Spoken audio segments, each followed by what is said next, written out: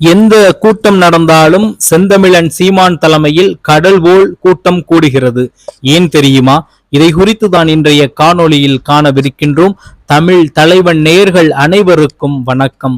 செந்தமிழன் சீமான் என்ற ஒற்றை மனிதனால் பல காலமாக தமிழ்நாட்டில் இருந்த நிலை தற்பொழுது மாறி அரசியல் என்றால் தமிழ் தேசியம் என்ற ஒரு கட்டமைப்பு இருக்கின்றது.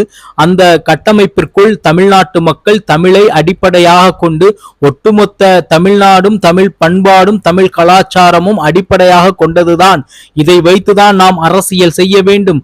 இதை வைத்துதான் அரசியலில் கட்டமைப்பை ஏற்படுத்தி தமிழர்களை முன்னிறுத்தி தமிழர்களுக்காக தமிழரை ஆளக்கூடிய ஒரு தகுதியை ஏற்படுத்த வேண்டும் என்று செந்தமிழன் சீமான் அவர்கள் கிட்டத்தட்ட 2009 2024 வரை அரசியலில் தொடர்ச்சியாக பயணித்து இந்த கட்டமைப்பை நிறுவினார் என்றால் அந்த சொற்றொடர் மிகையாகாது.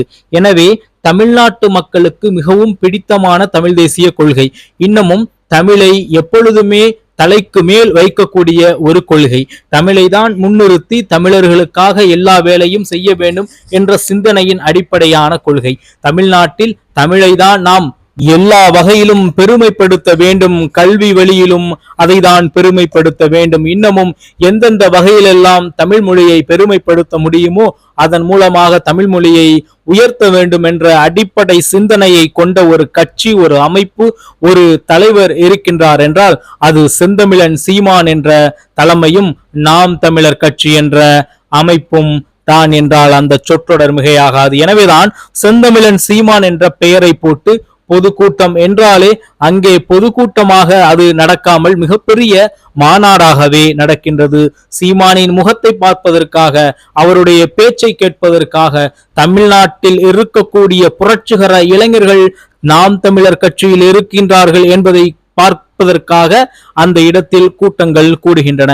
மேலும் அவர்கள் விதைப்பது நல்ல கருத்துகள் தான், நச்சு கருத்துக்களை. இதற்கு முன்பு இருந்த பல அரசியல் தலைவர்கள் சாதியாலும் மதத்தாலும் நம்மை பிரித்து வைத்திருந்தார்கள். ஆனால் நல்ல கருத்துக்களை விதைத்து நாம் அனைவரும் தமிழர்கள், தமிழுக்கு பிறகுதான் சாதி, தமிழுக்கு பிறகுதான் மதம் என்பதை உணர்த்தி மக்களை தன்மையப்படுத்தி நிச்சயமாக தமிழர்களால் ஒன்று கூடினால் இங்கே வாழ்வு என்பதை நாம் தமிழர் கட்சிதான் தமிழர்களுக்கு முதலில் கூறியது. எனவே அதை உணர்வதற்காக அங்கே கூட்டம் கூடுகிறது என்றால் அந்த சொற்றொடர் மிகையாகாது. வெறுமனே அரசியல் கருத்துக்களையும் தலைவர்களை புகழ்பாடுவதையும் மட்டுமே அரசியலாக பார்த்து கொண்டிருந்த இதற்கு முன்பு இருந்த இளைஞர்கள் திடீரென்று மழை, காற்று, மணல், முகடு, நீர், மழை, மேலும் நீர் காடுகள் என்றெல்லாம் பேசிய நாம் தமிழர் கட்சியை ஒரு முறை திரும்பி பார்க்க வைத்தது. மேலும் இதுவெல்லாம் தான் நமது வாழ்வியல், இதுவெல்லாம் தான் நம்மை வாழ வைக்கக்கூடிய விடயங்கள்.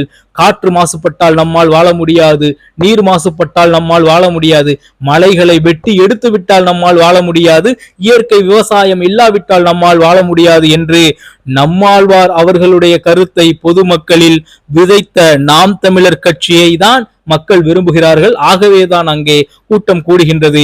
இதை கவனித்துக் கொண்டிருக்கும் ஒரு இளைய அரசியல் கூட்டம் தான் நாம் தமிழர் கட்சியை 35 லட்சம் வாக்குகளை பெற வைத்திருக்கிறது என்றால் அந்த சொற்றொடர் மிகையாகாது. இதை கவனித்திருக்கக்கூடிய தமிழ்நாட்டு மக்கள் தான் கிட்டத்தட்ட 8.22% வாக்குகளை நாம் தமிழர் கட்சிக்கு கொடுத்து அங்கீகரிக்கப்பட்ட மாநில கட்சியாக தமிழ் தேசிய கட்சியை உருவெடுக்க வைத்தார்கள் என்றால் அந்த சொற்றொடர் மிகையாகாது. எனவேதான் செந்தமிழன் சீமான் எங்கு கூட்டம் கூடினாலும் அங்கே மாநாடாக மக்கள் கூட்டம் கூடுகிறது என்பதை கூறிக்கொண்டு மீண்டும் நல்லதொரு காணொலியில் உங்களை சந்திக்கின்றேன். இலக்கு ஒன்றுதான், தமிழ் பேரினத்தின் விடுதலை.